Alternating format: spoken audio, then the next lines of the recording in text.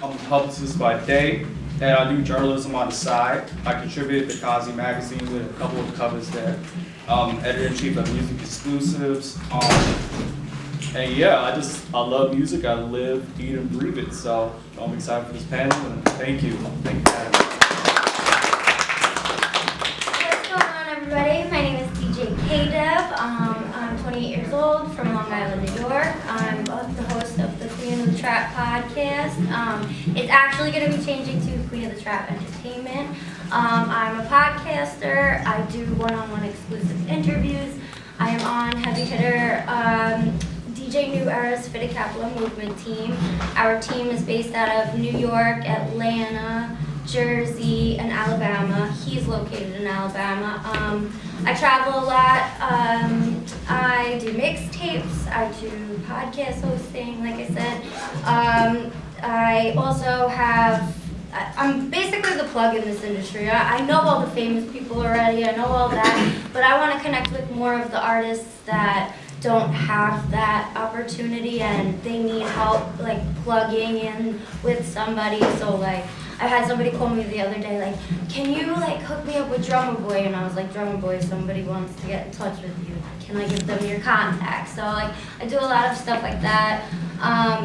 Right now I'm trying to perfect my DJing craft a little bit more. I only started really DJing 2 years ago. So that's why I have a team helping me and trying to learn more. I also do, I don't know if you guys know Secrets NYC. I do that Friday nights with DJ Flex One and Easy Money Marcus. So you can always come check me out. I'll be at Lookers in Jersey next Monday. So if you're in Jersey, come see me. I live for the trap music. I love the trap music. Basically, yeah, so that's me. Follow me on Instagram, by the way, DJ KDEV, because I'm going to get out of here after. I'm under the weather today, so follow me on Instagram and we'll definitely contact with each other. Sure. Any way I can help you guys too, let me know.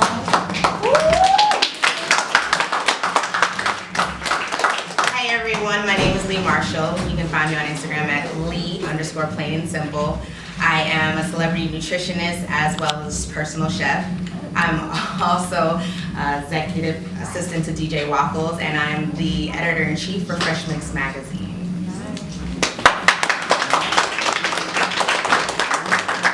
I feel like I'm doubling again. I was changing my jacket or something.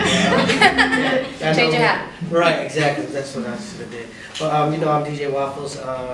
I have platforms for the guys that wasn't here. I got platforms called The Padded Room, which I actually interview a lot of artists. I have a magazine called Fresh Mix Magazine, which she's the editor-in-chief of it as well. Like, if content was a person, it'd probably be me because that's what I just love to do. I love to put up pictures.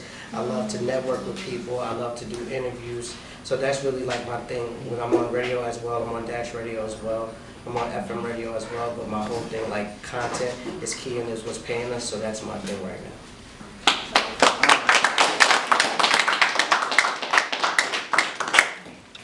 So, dealing with artists all the time, how do you deal with unprofessional artists? Straight out the gate. Can I go? It's gonna be a long answer question. Understand it. You're gonna be First here for thing a we while. gotta ask is And what advice would you give them? Okay. First thing you always gotta ask is where did it come from? How was the upbringing? Because that determines professionalism. If you don't know, you don't know. Especially if you're working in music. And I'll give you an example. I'm from DC. Yeah, if I hear an artist is like, oh, Southeast, damn, I know how you're gonna come. But it's cool though, because I'm gonna help you. I'm gonna put you in some things where it's gonna improve your professionalism, but the thing is, they gotta be willing to accept coaching. So yeah, I wouldn't say I wouldn't work with them. They just gotta have an understanding, you don't do stuff this way. If you commit to an interview, commit to that interview. Commit to it. Show up early. Or you're cut. That's all. Mad deep, yo. I would say for me, I definitely agree you have to understand where someone comes from in order to learn how to deal with them. But me personally, I have worked in the corporate industry for 20 plus years and I don't deal with that very well. but I'm also very direct in letting you know what it is that I need from you in order to help you. At the same time, I ask a lot of questions to understand what it is that you need from me in order for me to help you. You had a second part to that question, I'm sorry. What advice would you give artists? Understand what it is that you want from us before you even approach us. A lot of us, we do not have time to sit through the ramble or the ums or what it is that you need or us trying to pull it from you. So really understanding what it is that you need from us is really key before you even approach us. I want to just step in with, go ahead.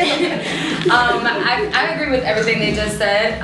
Most importantly, we have to realize that, at least in this room, a lot of us are from New York, and everybody in New York is somebody, feels like somebody, you know, been through the experiences that, you know, and granted, they are somebody, we all are somebody.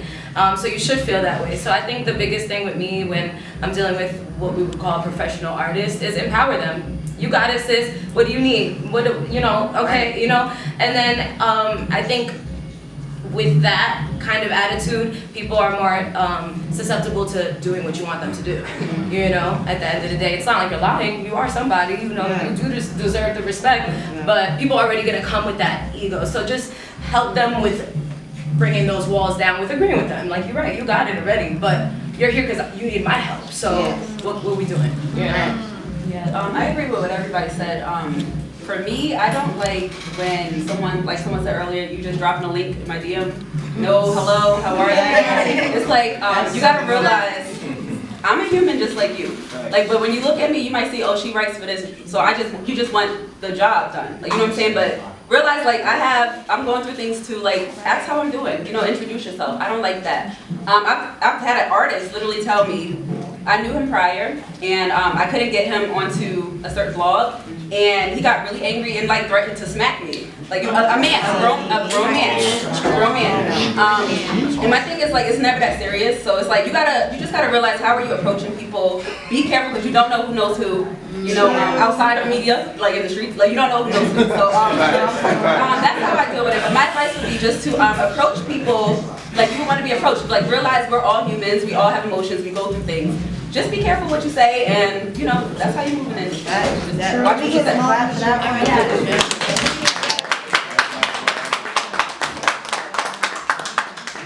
I gotta add to this real quickly. So, in this industry, we all have our own experiences with artists, particularly with that situation. Me, for example, I hate when artists come to me to say, "Oh, I don't pay for anything." And this is the truth. I'm being honest because I've foreseen a lot of that. Exactly. They come to me and, "Oh, well, why should I pay for your platforms or your what you provide?" I'm like, look at my credentials. Like you say, Google, right? Google me. I have a long history of what I've done. And, you know, respect my brand. If you don't respect it, then you know what? I appreciate you, and I'll be professional with them. Thank you, have a nice day, that's it. Next. I don't have the time and energy to argue with a person when they don't want to get, you know, something in life is not for free. We all have to pay for something. And as advice to artists out there, please don't come at us and attack us verbally or different ways in that sense of our social media platforms. Respect our brand, respect who we are. We work very hard, all of us here, and those out there too, you know. But we put a lot of sacrifice and time and money to our platforms. Just help us out and don't be disrespectful. That's all.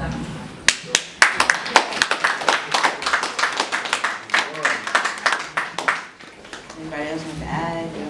I just want to expound on something that he said, though, that I feel is very important. I think it's important to be able to identify intentional unprofessionalism and somebody just not knowing better. Because like my grandmother used to always say, you don't know what you don't know.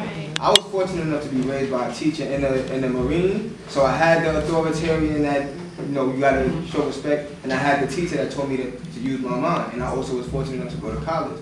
And when I come back, a lot of my peers, I realized, just don't know any better. And, you know, I just think that that's something very important to highlight. That's why I feel that sometimes you have to take out the time to kind of groom them a little bit too. You kind of give them a window though. Like, we're not going to do this month after month. Like, so we're going to sit down and we're going to see how, because I'm like, we actually run a management company as well. And it's like when we deal with artists, like some of these artists be crazy, and I'll be like, bro, like you gotta change. Like I see like how good you can be, But at the same time, it's like, when are you really gonna change? Like, you can't shoot everybody. You can't do this and still want to be an artist. You can't be a hustler and be a rapper at the same time. So as much as y'all might think that y'all can do it, you can't live both lives. You can't be in the streets and be in music because you don't have enough time. So you just gotta take that time to try to see if you can make it make sense. But then if not, then you really have to be transparent and be like, yo, we cutting ties. Like, you can go your way and I can go mine, and be like, and be fine with it. Right.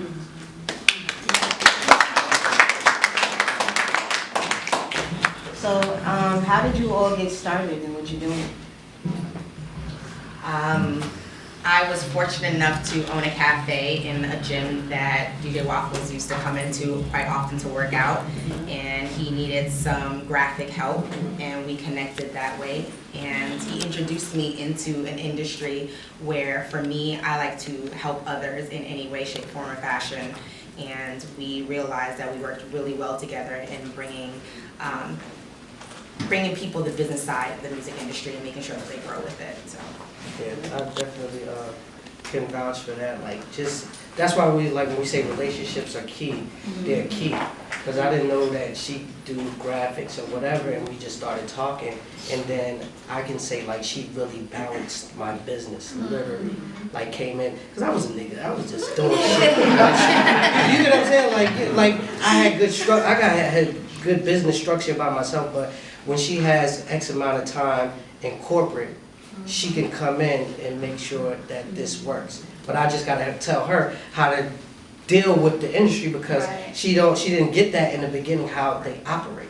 They don't operate on corporate time, they kind of operate on their own time. So sometimes it can be offensive the way that you come over to them, because they never meet somebody that could be straightforward